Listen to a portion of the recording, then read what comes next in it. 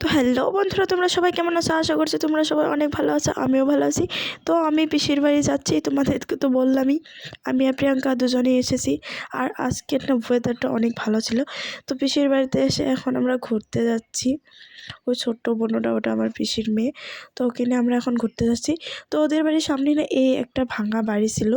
মানে এই বাড়িটা দেখে আমি তো প্রথমে ভেবেছিলাম এখানে কি ভূতি থাকে নাকি, কিন্তু পরে জানতে পারলাম যে না, এই বাড়িতে আগে মানুষ থাকতো, কিন্তু এখন থাকে না, ওরা কোথাও অন্য কোথাও চলে গেছে।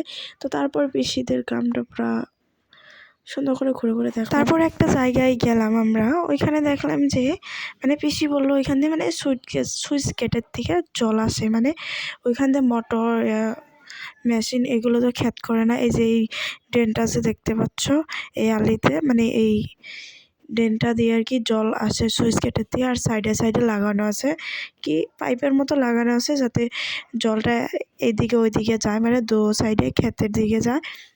তো আমরা এইগুলো দেখতে দেখতে হঠাৎ করে দেখলাম পাহাড়ের উপর একটা মন্দির। পিসি বলছিল ওইটা পার্বতী মন্দির।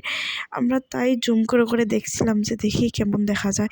আগে আমি গিয়েছিলাম পার্বতী পাহাড়, কিন্তু পরে জানতে পারলাম এটা নাকি পার্বতী মন্দির না, মানে শিব মন্দিরই হয়, কিন্তু সেই আমরা যেটা ভাবছিলাম সেইটা নয়।